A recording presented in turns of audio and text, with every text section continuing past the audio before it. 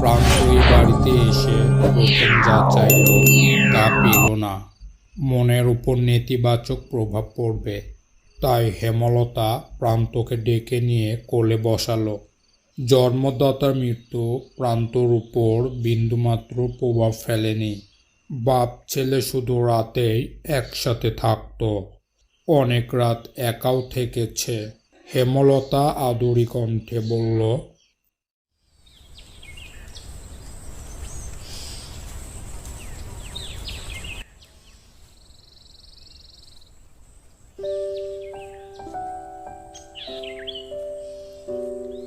একটা গল্প শোনাই, শুনবি?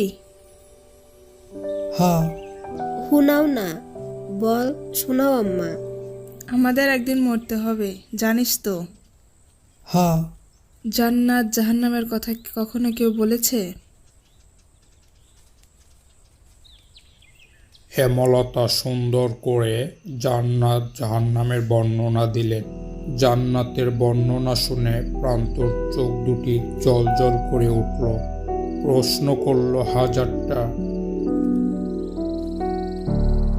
আচ্ছা, একটা গল্প বলি, মন দিয়ে শুনবি।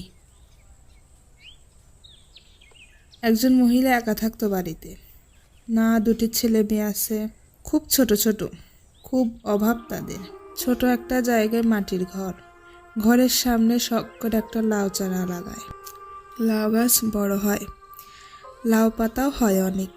এই লাউ পাতা দিয়ে দিন চলে তার। কখনো সিদ্ধ করে খায়, নুন মরিচ পেলে শাক রেঁধে খায়। তো একদিন একজন ভিক্ষুক মহিলা আসলো।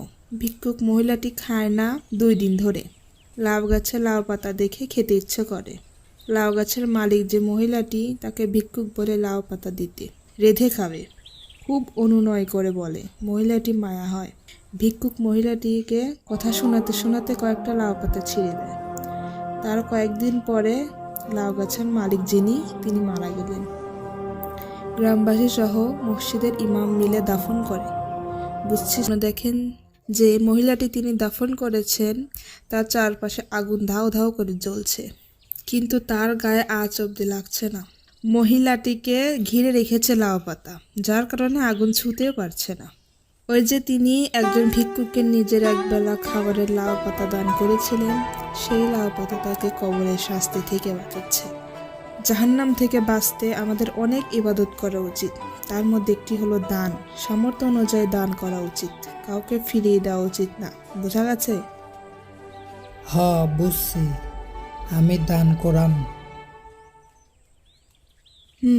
করবি, অনেক বড় হবি জীবনে, আর অনেক দান খয়রাত করবি।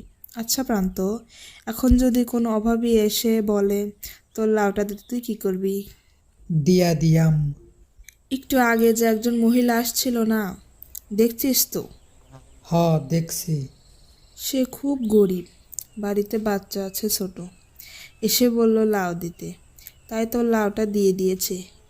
এর জন্য কি এখন তোর মন খারাপ হবে? লাউ তুমি দিছ, তাইলে তোমার আগুন থেকে বাঁচাইব লাউডা। লাউটা আমি দিলেও তোর জন্য ছিল। তুই এখন খুশি মনে মেনে নিলে লাউটা তোকে আগুন থেকে বাঁচাবে। একটা লাউ কেমনে বাঁচাইব আমারে?